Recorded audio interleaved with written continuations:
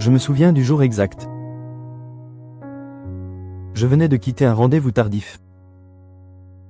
Mon corps tremblait, mon cœur battait comme si j'avais couru un marathon. Je suis entré dans la voiture, j'ai fermé la porte et j'ai fondu en larmes. Pas un cri. Pas un hurlement. Juste un effondrement silencieux. Comme si tous les morceaux que je collais depuis des années avaient fini par lâcher. Je ne pouvais plus prétendre. Plus me contrôler. Je tremblais. Je suffoquais. Et je ne savais même pas pourquoi exactement.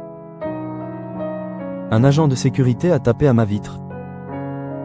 Il m'a regardé et a demandé « Tout va bien, monsieur ?» Je n'ai pas su quoi répondre. Je n'avais même plus de mots. Je suis rentré chez moi, j'ai éteint toutes les lumières. Je me suis allongé, et j'ai pleuré. Longtemps. En silence. Pour la première fois sans me juger. Le lendemain, j'ai pris rendez-vous avec un thérapeute. Et là, j'ai entendu une phrase qui a tout changé. Vous n'avez pas besoin d'aller mieux. Vous avez besoin d'apprendre à ressentir. C'était comme un choc. Moi qui pensais qu'il fallait se réparer. En fait, il fallait s'écouter. Je ne savais pas comment faire. Mais pour la première fois, j'étais prêt à apprendre. Au début, je croyais que la thérapie allait me donner des réponses. Mais elle m'a donné quelque chose de plus précieux, des questions que je n'avais jamais osé poser. J'ai découvert que derrière ma colère, il y avait de la tristesse. Derrière ma rigidité, de la peur. Et derrière mon silence, un gamin qui avait juste besoin d'être entendu. J'ai appris que ne pas ressentir n'est pas un don. C'est un traumatisme. J'ai appris que l'on peut sourire et être au bord du gouffre. Que l'on peut réussir et être vide. Et que parfois, être fort, c'est avoir le courage de dire « Je ne vais pas bien, je ne suis pas devenu un autre homme ». Mais j'ai commencé à devenir, moi. Je me souviens du jour où j'ai revu mon père.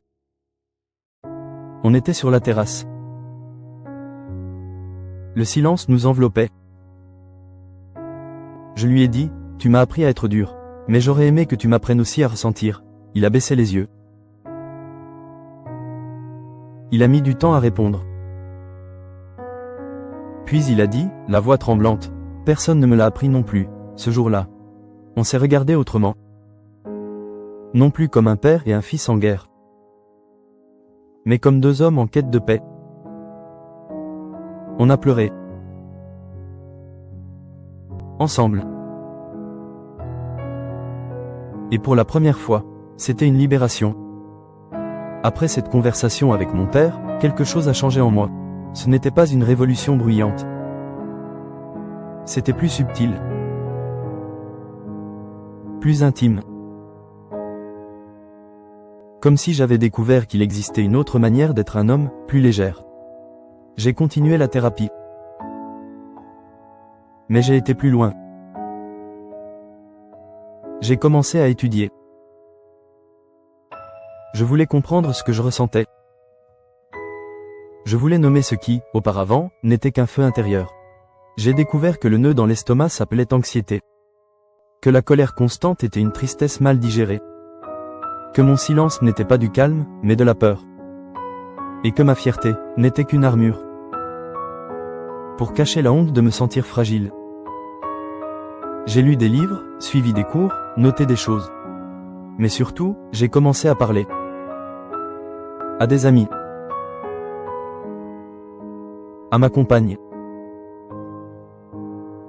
À des inconnus. Et peu à peu, j'ai vu combien d'hommes vivaient exactement ce que j'avais vécu. Des hommes qui se taisaient. Qui s'éloignaient. Qui se noyaient dans le travail pour ne pas se regarder en face. Et là, un nouveau désir est né. Une mission. Si j'ai pu en sortir, peut-être que je peux aider d'autres à sortir aussi. Parce que ressentir n'est pas une faiblesse. C'est une langue. Et plus je l'apprenais, plus je voulais l'enseigner. Non pas pour être un maître, mais pour être un pont. Aujourd'hui, j'ai reçu un homme en thérapie. Il me ressemblait. Quelques années en arrière. Costume impeccable, voix assurée. Contrôle parfait. Mais ses yeux disaient autre chose. Il est entré en disant: je ne sais pas pourquoi je suis là. Je ne suis pas du genre à parler de mes sentiments. J'ai souri. Avec respect. Parce que j'avais dit exactement la même chose, autrefois. Il a parlé de son travail. De sa femme. De son fils qu'il voit à peine. Tout était technique. Calculé. Sécurisé. J'ai alors demandé: et que ressentez-vous quand personne ne vous regarde?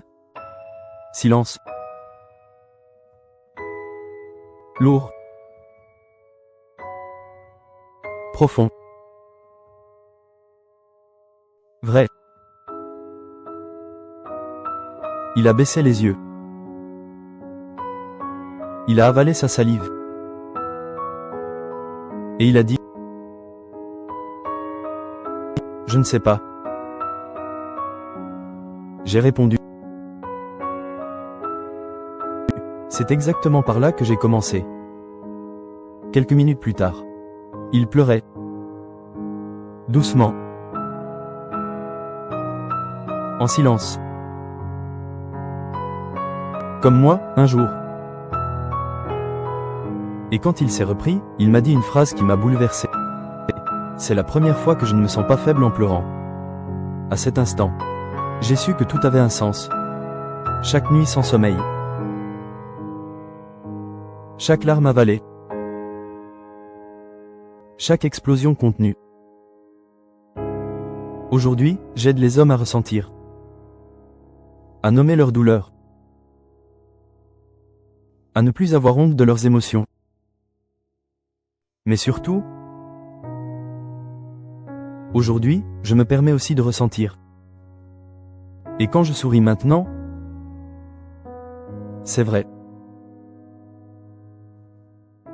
Parce qu'à l'intérieur, il y a enfin la paix.